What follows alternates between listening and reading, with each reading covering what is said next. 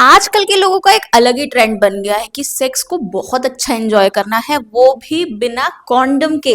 लेकिन प्रेगनेंसी भी नहीं चाहिए, तो भाई क्या करें? तो लोगों के लिए इसका सवाल भी रेडी रहता है कि क्या बिना कॉन्डम यूज किए प्रेगनेंसी को अवॉइड किया जा सकता है, और अगर हाँ तो कैसे? आखिर क्या टेक्निक्स है जिसके चलते हम प्रेगनेंसी को अवॉइड कर सकते हैं, वो भी बिना कॉन्डम यूज किए? तो भाई अगर आपके दिमाग में भी यही क्वेश्चन है, बहुत टाइम से आप ट्राई करना चाह रहे हो लेकिन बार बार फेल हो जाता है और फिर बाद में आपके पार्टनर को पिल्स वगैरह लेना पड़ता है, तो आज ये वीडियो को पूरा देखिएगा क्योंकि बहुत काम की वीडियो होने वाली है। और चैनल पे नए हैं तो चैनल को सब्सक्राइब करना मत भूलना। तो चलिए जल्दी से वीडियो शुरू करते हैं। तो सबसे पहले बिल्कुल बेसिक चीज समझते हैं कि प्रेगनेंसी होती कैसे है। तो जब मेल का स्पर्म फीमेल के एग से मिलता है, तब जाके फीमेल बॉडी में जब स्पर्म जाता है और एग से मिल जाता है, तब जाके प्रेगनेंसी हो सकती है।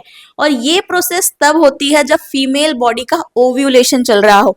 ओव्यूलेशन अक्सर साइकिल के 14th डे पे आता है, वो मैं आपको बताऊंगी। तो जब ओव्यूलेशन चल रहा होता है और उसी टाइम पे अगर फीमेल बॉडी में स्पर्म एंटर हुआ हो, फीमेल की वजाइना में स्पर्म मेल का एंटर हुआ हो, तब प्रेगनेंसी पॉसिबल है। ठीक है। अब प्रेगनेंसी को अवॉइड करने के लिए करना क्या है कि अब आप समझ गए होंगे कि जब स्पर्म और एग मिल रहा है तब प्रेगनेंसी हो रही है, मतलब दोनों के मिलने को रोकना है, उसके मीट अप के चांसेस को कम करना है। और बिना कॉन्डम के ये सिर्फ आपकी टाइमिंग और प्लानिंग से ही पॉसिबल हो सकता है। क्या टाइमिंग होनी चाहिए, कैसी प्लानिंग होनी चाहिए, वो मैं पूरा आगे बताऊंगी, तो ध्यान से सुनना। तो सबसे पहले ये समझो कि कॉन्डम जो है एक बैरियर मेथड कहलाता है। बैरियर वर्ड से आप समझ रहे होंगे कि कुछ दो चीजों को मिलने से रोक रहा है, कोई फिजिकल थिंग। स्पर्म को एग से मिलने से रोक रहा है। जब पीनस वजाइना के अंदर एंटर होता है तो बीच में condom as a barrier role play करता है। और फिर हम बात करते हैं नॉन बैरियर मेथड की, जो आप जानना चाहते हैं कि भाई बिना कॉन्डम के कैसे हम प्रेगनेंसी को अवॉइड कर सकते हैं। तो अगर आप कॉन्डम यूज नहीं कर रहे हैं तो प्रेगनेंसी को प्रिवेंट करने के लिए आपको कुछ चीजों का नॉलेज होना चाहिए। सबसे पहले आपकी फीमेल पार्टनर की साइकिल का, या फीमेल को खुद अपनी साइकिल का पूरा नॉलेज होना चाहिए कि कितने दिन की उसकी एवरेज साइकिल होती है, कब उसका ओव्यूलेशन हो सकता है। दूसरी चीज, अपने फर्टाइल डेज को थोड़ा समझो, उसको पहचानो कि कब फर्टाइल डेज हो सकते हैं। जैसा कि अभी मैंने इसके पहले बताया कि ovulation days high risk days हो सकते हैं, वो फर्टाइल डेज हो सकते हैं क्योंकि तब एग रिलीज होता है तो हाई चांसेस ऑफ प्रेगनेंसी हो जाते हैं। एंड थर्ड थिंग, आपको हाई रिस्क डेज यानी कि ओव्यूलेशन वाले डेज में सेक्स को अवॉइड करना है। और ये सारी चीजें तभी पॉसिबल है जब आप अपनी साइकिल को प्रॉपर ऑब्जर्व कर रही हैं बाय कैलेंडर मेथड। अब कैलेंडर मेथड को समझने के लिए सबसे पहले आपको समझना चाहिए कि मेंस्ट्रुअल साइकिल क्या होता है, वो साइकिल क्या होती है। ठीक है, तो मेंस्ट्रुअल साइकिल में साइकिल का हम मतलब समझेंगे कि पिछला जो पीरियड आया था तब से लेकर अगले पीरियड का पहला दिन, पिछले पीरियड का पहला दिन और अगले पीरियड का पहला दिन, इसके बीच का जो ड्यूरेशन होता है उसी को हम कहते हैं साइकिल। और ये एवरेज 28 दिनों का होना चाहिए। एक एग्जाम्पल मैं आपको बताती हूँ कि अगर आपका पीरियड 1 तारीख को आया है और नेक्स्ट पीरियड आपका आ रहा है 29 तारीख को, तो साइकिल कितने दिन की हुई? 28 दिन की। ठीक है। और एक नॉर्मल रेंज की हम बात करें कि नॉर्मल साइकिल का रेंज कितना होता है, तो 26 से 32 दिन, 26 से 32 डेज का होता है। अब काफी देर से हम एक वर्ड बहुत यूज कर रहे हैं, ओव्यूलेशन। आखिर ये ओव्यूलेशन क्या होता है? तो ओव्यूलेशन वो वाला टाइम होता है जिसमें से आपकी ओवरीज में से एग रिलीज होते हैं, बाहर निकलते हैं यूट्रस की तरफ जाने के लिए। नेक्स्ट पीरियड से अप्रोक्स 14 दिन पहले आपका ओव्यूलेटरी फेज आता है, ओव्यूलेशन वाला फेज होता है। और ये 14 डे पे ही क्यों होता है? क्योंकि कई कई बार तो पीरियड्स इधर उधर हो जाते हैं, तो पीरियड से 14 डे पे ये क्यों होता है? तो because of fixed luteal phase. अब मेंस्ट्रुअल साइकिल में ना कुछ फेजेस होते हैं, फीमेल की पूरी मंथली साइकिल में 4 फेजेस होते हैं, उसमें से एक होता है ल्यूटियल फेज जो कि बिल्कुल फिक्स्ड होता है, 14 डे के बाद से उसे चालू होना ही है। इसी वजह से अप्रोक्स 14 डे पर ही ओव्यूलेशन होता है।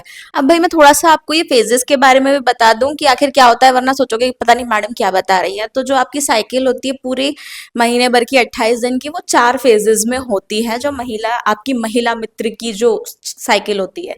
पहला आता है मेंस्ट्रुअल फेज जो डे 1 से 5 तक होता है, जिसमें पीरियड्स आते हैं, ब्लीडिंग हो रही होती है, तो वो हम 5 दिन तक का गिनता है। फिर दूसरा आता है फॉलिक्यूलर फेज जो डे 1 से 13 तक चलता है। अब इसमें कुछ आपके हॉर्मोन्स जो होते हैं वो बहुत ज्यादा ऊपर नीचे हो रहे होते हैं, और आपके ओव्यूलेशन के जस्ट पहले वाली फेज है, मतलब जो आपका फॉलिकल है, एग वाला जो फॉलिकल है वो मैच्योर होने लगा है, बाहर निकलने के लिए बिल्कुल तैयार होना है, बिल्कुल मैच्योर हो चुका है। तीसरा आता है ओव्यूलेटरी फेज। अब ओव्यूलेशन मतलब मैं ऑलरेडी बता चुकी हूँ कि एग रिलीज हो रहा है, यानी इसके पहले मैच्योरेशन हो गया है, अब ये रिलीज होने के लिए तैयार बैठा है, 14 डे को रिलीज हो रहा है ओव्यूलेटरी फेज में। एंड फोर्थ वन जो आता है वो आता है आपका ल्यूटियल फेज, जो कि 15वें से 28 दिन तक चलता है। ठीक है, इसको हम सीक्रेटरी फेज भी कहते हैं, क्योंकि इसमें आपका जो गर्भाशय है वो तैयार हो रहा होता है प्रेगनेंसी के लिए, फर्टिलाइजेशन के लिए, कि यहाँ बच्चा आकर के रुक जाएगा, उसके लिए एक घर तैयार हो रहा होता है। आपकी जो यूट्रस की लाइनिंग है वो थिक हो रही होती है, तो ये इसे हम कहते हैं ल्यूटियल फेज। ये बिल्कुल फिक्स्ड है कि 15 से 28 दिन ये होना ही है, इसीलिए ओव्यूलेशन भी फिक्स्ड होता है अराउंड 14 डे पर। अब आप ये तो समझ गए कि ओव्यूलेशन होता क्या है, लेकिन कुछ लोगों के दिमाग में अभी भी चल रहा होगा कि भाई हम अपनी साइकिल के हिसाब से इसे कैलकुलेट कैसे करें, कि कौन से हमारे फर्टाइल डेज है, कौन से हाई रिस्क डेज है, और कौन से डेज पर प्रेगनेंसी अवॉइड करनी चाहिए, तो इसको कैलकुलेट कैसे करना है। हमने जैसे देखा, अगर साइकिल लेंथ आपकी थी एवरेज 28 डेज की, जैसा अभी हमने सारे फेजेस में देखा, तो उसके अकॉर्डिंग आपका ओव्यूलेशन 14 डे पे होता है। एग्जाम्पल्स में बता दे रही हूँ, 28 डेज की अगर साइकिल है तो 14 डे पे आपका ओव्यूलेशन होना है। ठीक है, 30 दिन की अगर आपकी साइकिल है, 30 दिन में आ रहा है, तो आपका 16 डे पे ओव्यूलेशन होगा। एंड अगर 26 डेज की है साइकिल, सो आपका 12वें दिन पे ओव्यूलेशन होगा। इस तरीके से आप ऊपर नीचे करके कैलकुलेट कर सकते हैं। आप अपने कैलकुलेशन के हिसाब से ओव्यूलेटरी डेज निकाले, आपके फर्टाइल डेज निकाले, एंड प्रेगनेंसी को अवॉइड करें। अब आप ओव्यूलेशन को कैलकुलेट करना भी सीख गए हैं, लेकिन कुछ एक ऐसे डेज होते हैं जो आपके लिए, जिसकी जानकारी होना बहुत जरूरी है, दैट इज फर्टाइल विंडो। आपका जो फर्टाइल पीरियड होता है ये बहुत ही इंपॉर्टेंट है, बहुत जानना जरूरी है, और यही आप लोग गलती करते हैं। क्योंकि अगर आपने सोच लिया चलो ओव्यूलेशन है तो उसके आसपास भी हम लोग अगर सेक्स कर लेते हैं तो प्रेगनेंसी हो जाती है, जो कंसीव करना चाहते हैं। ठीक है, अब कुछ फैक्ट्स सुन लो कि होता क्या है। जो स्पर्म है ना, वो फीमेल बॉडी में 3 से 5 दिन तक सर्वाइव कर सकता है, लेकिन जो एग है वो केवल 24 घंटे में ही फर्टिलाइज हो सकता है। यानी 14 डे पर अगर एग रिलीज हुआ है तो वो अगले दिन तक में फर्टिलाइज होके खत्म हो जाएगा, उसके बाद उसका टाइम नहीं रहता है। ठीक है, सो अब आपका फर्टाइल विंडो क्या हुई, ओव्यूलेशन के 5 दिन पहले ओव्यूलेशन वाला डे, और 1 दिन आफ्टर ओव्यूलेशन। अब आप कहोगे कि 5 डेज बिफोर ओव्यूलेशन क्यों? क्योंकि अगर आप उस टाइम पे सेक्स कर रहे हैं तो कम से कम स्पर्म वहां रहेगा तो सही, कि जैसे ही एग रिलीज हो जाए वो तुरंत फर्टिलाइज कर लेगा। एंड आफ्टर 1 डे तक तो वो कर ही पा रहा है, 24 घंटे जिस दिन निकला है तब तक के लिए 24 घंटे यानी 1 दिन वो फर्टिलाइज होने के लिए एबल है।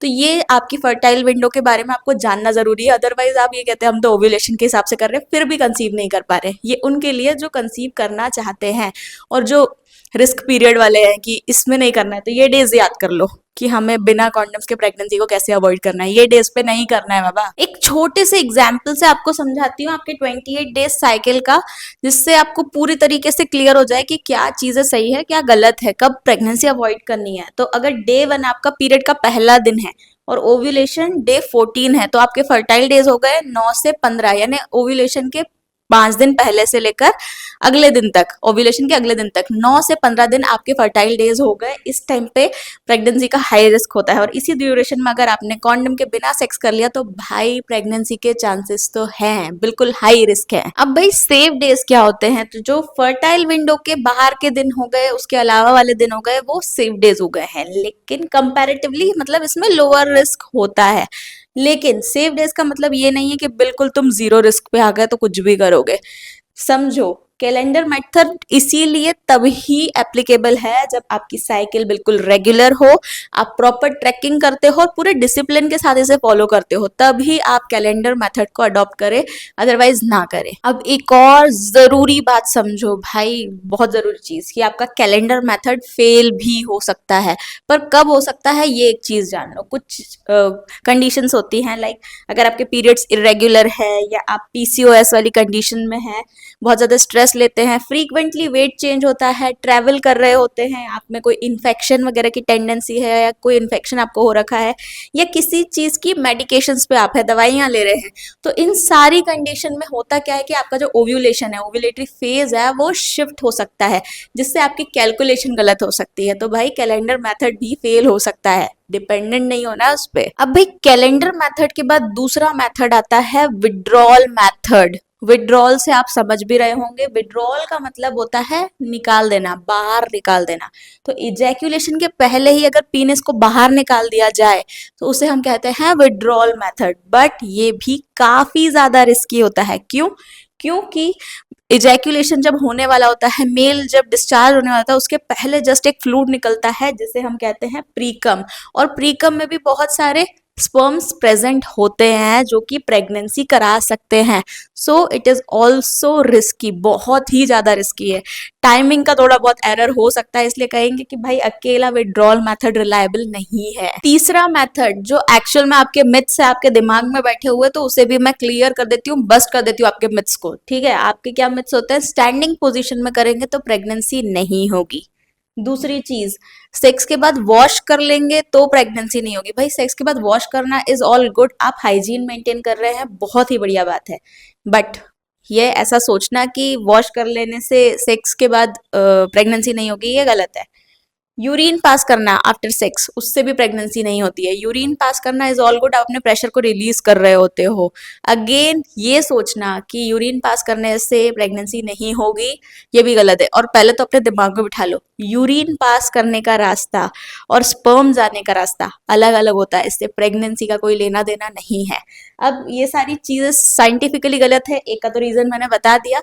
दूसरी चीज ये सुनो कि ये क्यों गलत है। क्यों भाई? स्पर्म जो है ना, बस सेकंड्स में आपके यूट्रस की तरफ मूव करता है। वो आपने 3 इडियट्स देखी होगी ना कि भाई रेसिंग चलती है स्पर्म्स की, कौन पहले पहुंचेगा, जो पहले पहुंचेगा वही फर्टिलाइज होगा। ठीक है, तो जो मोस्ट इंटेलिजेंट, एकदम तेजी में होता है, जो सबसे ज्यादा एक्टिव होता है, वो रेस में जीत जाता है। तो भाई जब सेकंड्स में यूट्रस तक पहुंच रहा है, तुम्हारे जाते तक में पहुंच जाएगा यूट्रस तक वो, कि जब वॉश करने जा रही हो या स्टैंडिंग पोजिशन में कर रहे हो। ठीक है, तो ये जो एक्सटर्नल एक्शंस है ना, इनसे स्पर्म को वहां तक पहुंचाने से कोई नहीं रोक सकता। तो ये सारे मिथ्स को अपने दिमाग से क्लियर कर लो, ये सारी चीजें अफेक्ट नहीं करती है। चौथा मेथड आता है आपका इमरजेंसी कॉन्ट्रासेप्टिव पिल्स। अब समझो, ये जो पिल्स है ना, ये आपका रूटीन मेथड नहीं हो सकती, इसे रेगुलर यूज नहीं करना है। अब आप सोचो कि बिना कॉन्डम के करेंगे और हर बार पिल्स यूज कर लेंगे, तो it's not a good idea. क्यों? क्योंकि ये एक हाई डोज हार्मोनल पिल्स होती है। हाई डोज में आपकी बॉडी में हार्मोन जा रहे हैं, तो समझ रहे हो क्या हो सकता है। अगर आप बार बार यूज कर रहे हो तो आपकी साइकिल पूरी डिस्टर्ब हो जाएगी और आपका जो ओव्यूलेशन है उसका पैटर्न भी चेंज हो जाएगा, इधर से उधर शिफ्ट हो जाएगा। तो सोचो आपके पीरियड्स भी इधर से उधर हो जाएंगे और सारे फेजेस इधर उधर हो जाएंगे, तो आप वैसे भी रिस्क पे हैं। इसीलिए हमेशा हम रेकमेंड करते हैं कि एक्सीडेंटल सिचुएशंस के लिए is all okay, but it's not a regular solution. भाई विदाउट कॉन्डम सेक्स करने से जो रिस्क है वो केवल कम किया जा सकता है, रिस्क को एलिमिनेट नहीं किया जा सकता। आप रिस्क को बिल्कुल जीरो नहीं कर सकते हैं। ठीक है, और जो कैलेंडर मेथड है, आपकी कैलेंडर मेथड, वो बहुत ही बेसिक है, बहुत ही लॉजिकल है, लेकिन तब जब आपकी कैलकुलेशन पूरी प्रॉपर हो, पूरे डिसिप्लिन के साथ आप उसे फॉलो कर रहे हो, तभी आप कैलेंडर मेथड का यूज करें। आशा करती हूँ आज की वीडियो से आपने काफी कुछ सीखा होगा, और अगर वीडियो पसंद आई हो तो वीडियो को लाइक जरूर कीजिएगा, और कोई भी क्वेरी हो तो कॉमेंट सेक्शन में जरूर लिखिएगा। कंसल्टेशन के लिए नीचे दी गई मेल आईडी पे आप हमसे कांटेक्ट कर सकते हैं। तो मिलते हैं नेक्स्ट वीडियो में, बाय।